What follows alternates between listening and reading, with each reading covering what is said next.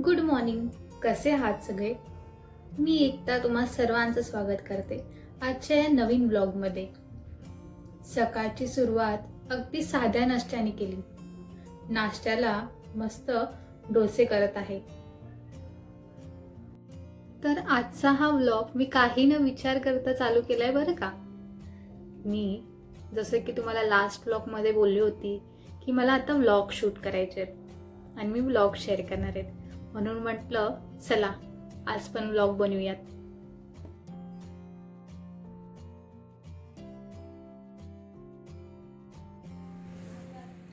So welcome back again. तर सकाळी मस्तपैकी नाश्ता बनवला होता, डोसे केले होते नाश्त्याला. आणि आजचा हा व्लॉग ना आजचा व्लॉग पण मी खूप रँडमली स्टार्ट केला आहे. खरं तर मी जसं की लास्ट व्लॉगमध्ये बोलली होती की मला व्लॉग शूट करायचे आहेत. मला स्वतःमध्ये कॉन्फिडन्स बिल्डअप करायचा आहे, त्यामुळे मी म्हटलं आज पण व्लॉग शूट करूयात. काय करायचं आहे काही नाही हा काहीच विचार केला नाही. बट आज मी ॲक्च्युली कस्टर्ड व्हॅनिला केक बनवणार होती. सो म्हटलं मी त्याची रेसिपी शेअर करते, तर त्याचबरोबर आपण व्लॉग पण शूट करूयात. आणि जसं की तुम्हाला माहिती आहे की क्रिसमस वीक स्टार्ट झाला आहे, सो म्हटलं व्लॉगच शूट करूयात. काही चाइल्डहूड मेमरीज आहेत त्या मी तुमच्यासोबत शेअर करते आणि केक्सच्या रिलेटेडसुद्धा ना खूप मेमरीज आहेत, सो ते सुद्धा मी शेअर करेन. बट आता मी थोडंसं जरा माझं काम करते आणि काम झालं की मी तुमच्यासोबत रेसिपी शेअर करते. तोपर्यंत आहे ना तुम्ही चॉकलेट रवा केक कसा बनवायचा त्याची रेसिपी बघा, कारण की त्याची रेसिपी मी आणि मम्मीनी खूप आधीच शूट केली होती. बट एडिटिंगमुळे ते तसंच राहिलेलं होतं. म्हटलं आज कस्टर्ड व्हॅनिला केक बनवणार आहे, तर त्याच्यासोबत ही रेसिपी मी तुमच्यासोबत शेअर करते. सो मी थोडंसं काम करते, मग भेटूयात आपण. चला तर मग रेसिपीला सुरुवात करूयात. तर चॉकलेट रवा केक बनवण्यासाठी मी सर्वात आधी घेतले 1 कप बारीक रवा, अर्धा कप साखर, 1/4 cup cocoa powder, 1/4 cup milk powder,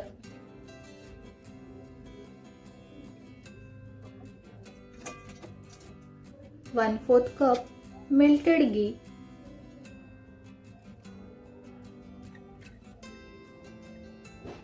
1 tablespoon custard powder,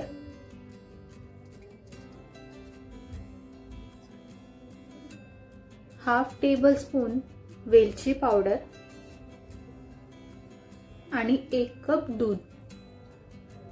सगळं नीट मिक्सरमध्ये ब्लेंड करून घ्यायचं.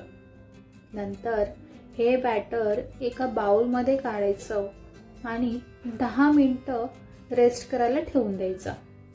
तोपर्यंत मी केकच्या कढईमध्ये बनवायचा आहे ती कढई प्रीहीट करून घेतली.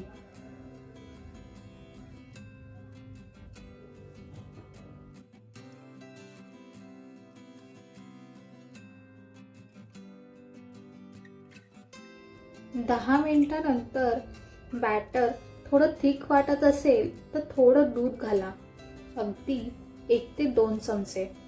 फ्लोईंग कन्सिस्टन्सीमध्ये असायला हवं, ना जास्त थिक ना जास्त थिन. आणि मग त्यात घालायचे थोडेसे चॉको चिप्स.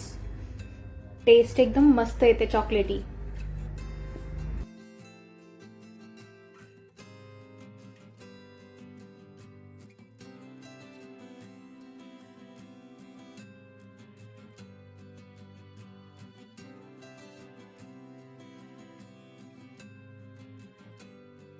सगळं नीट मिक्स करून घेतलंय. आता मी यात घालते 1 टेबलस्पून बेकिंग पावडर आणि 1/2 टेबलस्पून बेकिंग सोडा.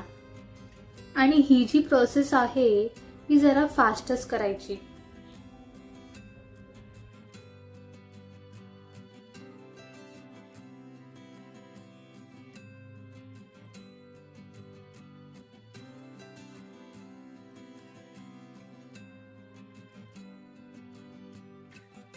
सगळं नीट मिक्स करायचं आणि ही जी प्रोसेस आहे ना ती एकदमच फास्ट ठेवायची.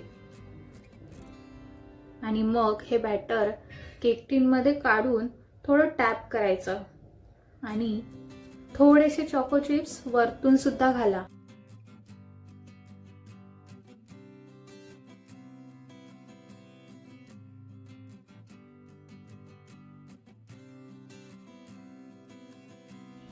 कढई जी आहे ती 10 मिनिटं प्रीहीट करून घेतली आहे.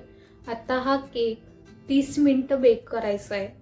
पहिले 10 मिनिटं गॅसचा फ्लेम हाय ठेवायचा आहे आणि बाकीचे 20 मिनिटं केक एकदम लो फ्लेमवरती बेक करून घ्यायचा.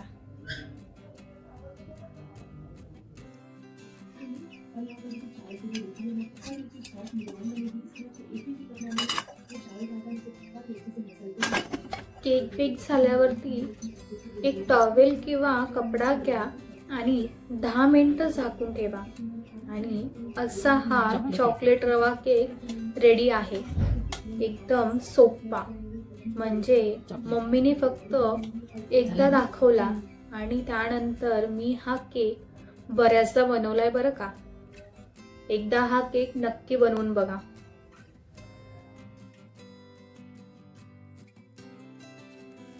सो मी कामच करत होते आणि तेवढ्यात मला मिशोवरून पार्सल रिसीव झालं आहे.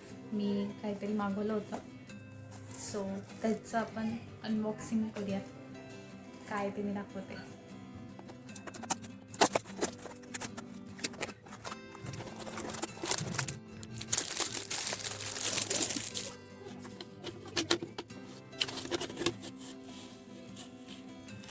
सो हे आहे ते पार्सल जे मी मिशोवरून ऑर्डर केलं होतं.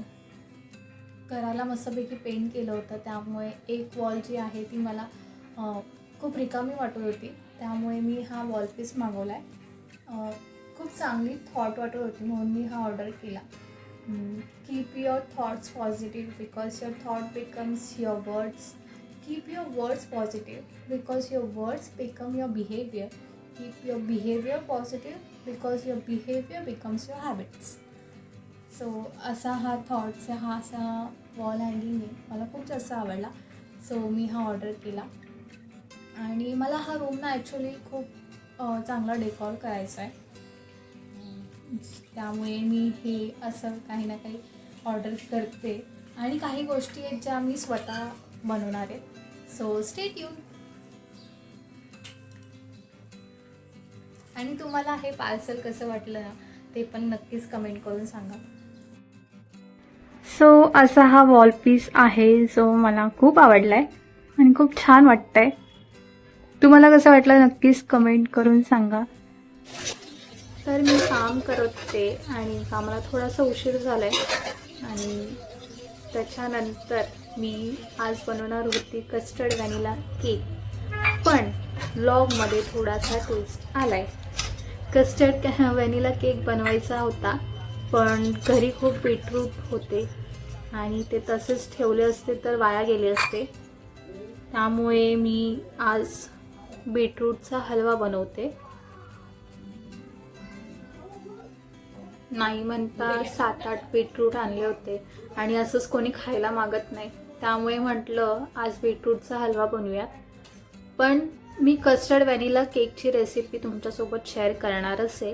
मी ह्याच्यानंतर नेक्स्ट व्लॉग तो कस्टर्ड व्हॅनिला केकचाच असणार आहे, जो मी फ्रायडेला अपलोड करेन. So stay tune.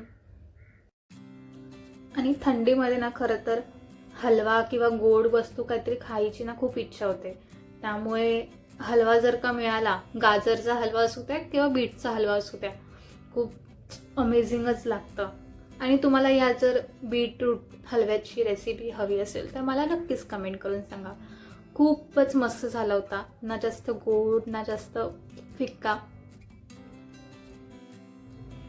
आणि हा बीटचा हलवा मी मस्तपैकी फ्रीजमध्ये ठेवला आणि नेक्स्ट डे खाल्लाय, कारण की थंड असा बीटचा हलवा ना खूपच मस्त लागतो.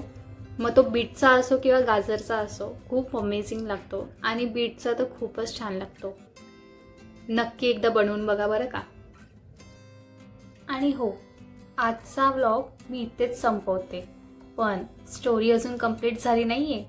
कारण पुढच्या व्लॉगमध्ये मी कस्टर्ड व्हॅनिला केकची रेसिपी शेअर करणार आहे आणि त्यासोबत क्रिसमसच्या रिलेटेड काही मेमरीजसुद्धा.